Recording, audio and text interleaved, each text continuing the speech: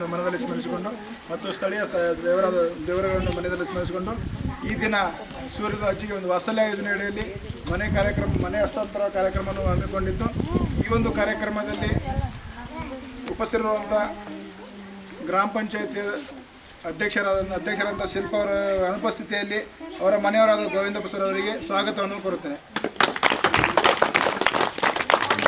ಹಾಗೂ ತಾಲೂಕಿನ ಯೋಜನಾಧಿಕಾರಿಗಳಾದಂಥ ಶಶಿಧರ್ ಸರ್ ಅವರಿಗೂ ಸಹ ಈ ಒಂದು ಕಾರ್ಯಕ್ರಮಕ್ಕೆ ಸ್ವಾಗತವನ್ನು ಕೋರುತ್ತೇನೆ. ಗ್ರಾಮ ಪಂಚಾಯತಿಯ ಬಿಲ್ ಕಲೆಕ್ಟರ್ ಅಂತ ಶಿವಕುಮಾರ್ ಸರ್ ಅವರಿಗೂ ಸ್ವಾಗತವನ್ನು ಕೋರುತ್ತೇನೆ. ವಾತ್ಸಲ್ಯ ಸದಸ್ಯರಾದಂಥ ನೀಲಮಜ್ಜಿ ಅವರಿಗೂ ಸಹ ಸ್ವಾಗತವನ್ನು ಈ ಒಂದು ಕಾರ್ಯಕ್ರಮಕ್ಕೆ ಸ್ವಾಗತವನ್ನು ಕೋರುತ್ತೇನೆ. ಹಾಗೂ ಈ ಊರಿನ ಎಲ್ಲ ಗ್ರಾಮ ಪಂಚಾಯತ್ ಸದಸ್ಯರು ಮತ್ತು ಗ್ರಾಮದ ಗುರು ಹಿರಿಯರು ಎಲ್ಲರಿಗೂ ಸಹ ಈ ಒಂದು ಕಾರ್ಯಕ್ರಮಕ್ಕೆ ಸ್ವಾಗತವನ್ನು ಕೋರುತ್ತಾ ನನ್ನ ಸ್ವಾಗತ ಭಾಷಣವನ್ನು ಮುಗಿಸ್ತೇನೆ.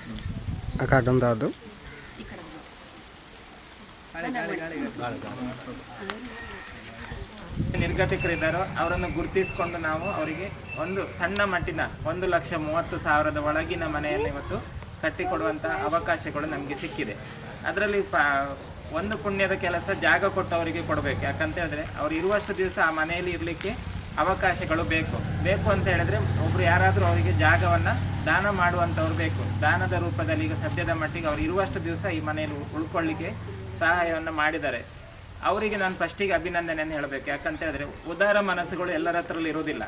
ಇರುವಷ್ಟು ದಿವಸ ಆ ಜಾಗದಲ್ಲಿ ಮನೆ ಕಟ್ಕೊಂಡು ಇರಲಿ ಅಂತ ಇಲ್ಲಿ ನಮಗೆ ಜಾಗ ಕೊಟ್ಟರು. ಅವರಿಗೂ ಈ ಸ್ವಲ್ಪ ಅರ್ಧ ಪುಣ್ಯ ಅವರಿಗೆ ಹೋಗ್ತದೆ. ಯಾಕಂತ ಹೇಳಿದ್ರೆ ಅವರ ಯಾರು ನೀಲಮಜ್ಜಿಯ ಅರ್ಧ ಆಶಯವನ್ನು ಅವರು ಈಡೇರಿಸಿ ಕೊಟ್ಟಿದ್ದಾರೆ. ಅದನ್ನು ನಾವು ಇಲ್ಲಿ ಮನೆ ಕಟ್ಟಿ ಕೊಟ್ಟಿದ್ದೇವೆ. ಕಟ್ಟುವಾಗ ತುಂಬ ಸಮಸ್ಯೆಗಳು ಬಂದಿರ್ಬೋದು. ಆ ಎಲ್ಲ ಸಮಸ್ಯೆಯನ್ನು ಮೆಟ್ಟಿ ನಿಂತು ಇವತ್ತು ಅಜ್ಜಿಗೊಂದು ಮುಖದಲ್ಲಿ ಖುಷಿ ಇದೆ. ಯಾವಾಗಲೂ ಅಜ್ಜಿಯನ್ನು ಮಾತಾಡಿಸೋದಕ್ಕೂ ಇವತ್ತು ನಾನು ಅಜ್ಜಿಯನ್ನು ಮಾತಾಡಿಸೋದಕ್ಕೂ ತುಂಬ ಅಜಗಜಾಂತರ ವ್ಯತ್ಯಾಸಗಳಿದೆ.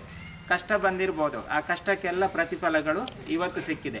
ಯಾವತ್ತೋ ಮನೆ ಕಟ್ಟಿ ನಾನು ಒಂದು ಸ್ವಂತ ಮನೇಲಿ ಇರಬೇಕು ಅನ್ನೋ ಆಸೆ ಇವತ್ತು ಅವರದ್ದು ಈಡೇರಿಗಿದೆ. ಅದು ಸಣ್ಣದ ದೊಡ್ಡದು ಆ ಲೆಕ್ಕ ಆಗೋದಿಲ್ಲ. ಇವತ್ತಿಗೆ ಅವರಿಗೆ ಬಾಡಿಗೆ ಮನೆಯ ಋಣ ಇವತ್ತಿಗೆ ಲಾಸ್ಟ್ ಆಗ್ತದೆ. ಇನ್ನೇನಿದ್ರು ಇವತ್ತಿನ ನಂತರದ ಮನೆ ಸ್ವಂತ ಮನೆ ಅಂತೇಳಿ ಅವರಿಗೊಂದು ಖುಷಿ ಇದೆ. ನಾನು ಇನ್ನೊಂದು 10 ವರ್ಷ ಜಾಸ್ತಿ ಬದುಕಿನ ನನ್ನ ಆಸೆ ಅವರಿಗೆ ಬರ್ತದೆ. ಯಾಕಂತ ಹೇಳಿದ್ರೆ ಆ ಮನೆ ಅನ್ನೋದು ಅವರಿಗೊಂದು ಆಸೆ ಇರ್ತದೆ. ಯಾವಾಗಲೂ ನಾನು ಕಟ್ಟಿ ಕೂತ್ಕೊಳ್ಬೇಕಿತ್ತು. ನಮ್ಗೆ ಅನಿಸ್ತದೆ ಪ್ರಾಯ ಇರುವಾಗ ನಾವು ಎಲ್ಲಿ ಕಳ್ಕೊಂಡಿದ್ದೇವೆ, ಏನು ಕಳ್ಕೊಂಡಿದ್ದೇವೆ, ಅವಾಗ ನಮ್ಗೆ ಯಾವುದು ಬೇಡ ಇತ್ತು. ಯಾಕಂದರೆ ಮೈಯಲ್ಲಿ ರಕ್ತ ಇತ್ತು, ಗಟ್ಟಿ ದುಡಿಲಿಕ್ಕೆ ನಮಗೆ ಬೇಕಾದಷ್ಟು ಶಕ್ತಿಗಳಿತ್ತು. ಶಕ್ತಿ ಕುಂದುತ್ತಾ ಬರುವಾಗ ನಾನು ಎಲ್ಲೇ ಎಡವಿದ್ದೇನೆ, ನನಗೊಂದು ಮನೆ ಬೇಕಿತ್ತು, ಯಾರೂ ಕಟ್ಟಿ ಕೊಡುವವರು ಇಲ್ಲ ಅಂತ ಹೇಳೋದಕ್ಕೆ ವಾತ್ಸಲ್ಯ ಕಾರ್ಯಕ್ರಮ ಅಂತ ಹೇಳ್ತೇವೆ. ಪೂಜ್ಯ ಅಮ್ಮನವರ ಇದು ದೊಡ್ಡ ಆಸೆ. ಯಾರು ಏನು ಸೂರಿಲ್ಲದೆ ಊಟ ಇಲ್ಲದೆ ಬದುಕಬಾರ್ದು ಅನ್ನೋ ಒಂದು ಉದ್ದೇಶಕ್ಕೆ ತಿಂಗಳಿಗೆ 1,000 ರೂಪಾಯಿ ಮಾಸಾಸನವನ್ನು ನಾವೇ ಅವರಿಗೆ ಕೊಡ್ತಿದ್ದೇವೆ.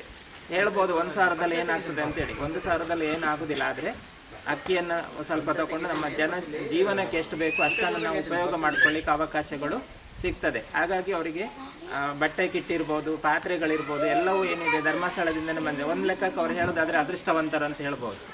ಅವರಷ್ಟು ಅದೃಷ್ಟವಂತರು ನಾವಲ್ಲ, ಯಾಕಂದರೆ ನಾವು ದುಡಿತೇವೆ, ಇಲ್ಲಿ ತಿಂತೇವೆ ಅಷ್ಟೇ. ಆದರೆ ಅವರಿಗೆ ಪ್ರತಿಯೊಂದು ನಾನು ಧರ್ಮಸ್ಥಳ ಎಲ್ಲೋ ಏನು ಹನುಮಾಪುರ ಎಲ್ಲೋ ಅಂತ, ಸಂತೆಗುಡ್ಡ ಎಲ್ಲೋ ಅಂತ ಯಾರಿಗೂ ಗೊತ್ತಿಲ್ಲ.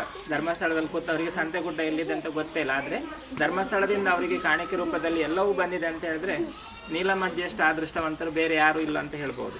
ಅದು ಏನೇ ಆಗಲಿ ಅವರು ಖುಷಿಯಲ್ಲಿ ಜೀವನ ಮಾಡಲಿ, ಒಳ್ಳೆ ರೀತಿಯಲ್ಲಿ ಅವ್ರ ಜೀವನ ಮಾಡ್ಕೊಳ್ಳಿ. ಊಟ ತಿಂಡಿ ಅದನ್ನೆಲ್ಲ ಆರಾಮದಲ್ಲಿ ನಾವು ಹೇಳ್ತೇನೆ. ಅವ್ರು ಯಾರು ಟ್ರಿಪ್ ಹೋಗೋದು ಜಾಸ್ತಿ, ಊರಲ್ಲಿರೋದು ಕಡಿಮೆ.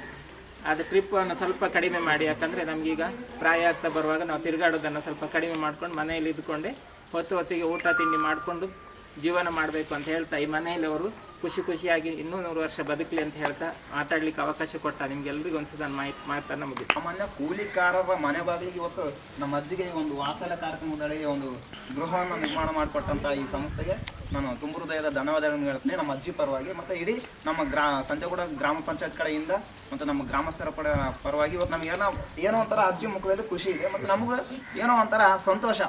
ಇಂಥ ಕಾರ್ಯಕ್ರಮಕ್ಕೂ ಕೂಡ ನಮ್ಮ ಸಂಸ್ಥೆ ಮಾಡ್ತದಲ್ಲ ಅನ್ನೋದು ಕೂಡ ನಮಗೂ ಎಲ್ಲೋ ಒಂದು ಕಡೆ ಸಂತೋಷ ಆಗುತ್ತೆ. ಆ ಸಂತೋಷದ ಪರವಾಗಿ ಮತ್ತೆ ಈ ಇಡೀ ಸಂಸ್ಥೆಗೆ ಇದರಿಂದ ಕಾಣದ ಕೈಗಳು ಸಾಕಷ್ಟಿದ್ದಾವೆ. ಎಲ್ಲೋ ಧರ್ಮಸ್ಥಳ, ಎಲ್ಲೋ ನಮ್ಮ ಸಂತೆಗುಡ್ಡ ಎಲ್ಲೋ ಸಾರಲ್ಲ, ಅದು ಎಲ್ಲೋ ಧರ್ಮಸ್ಥಳ ಇದೆ.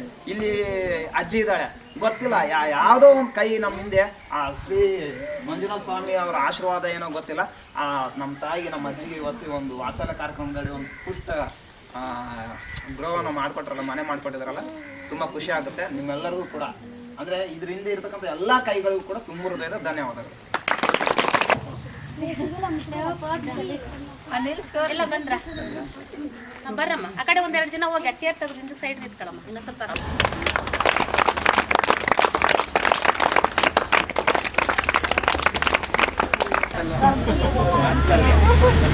ಧರ್ಮಸ್ಥಳದ ಮನೆನೇ ವಾತ್ಸಲ್ಯ ಅಂತ ಹೆಸರದದ್ದು.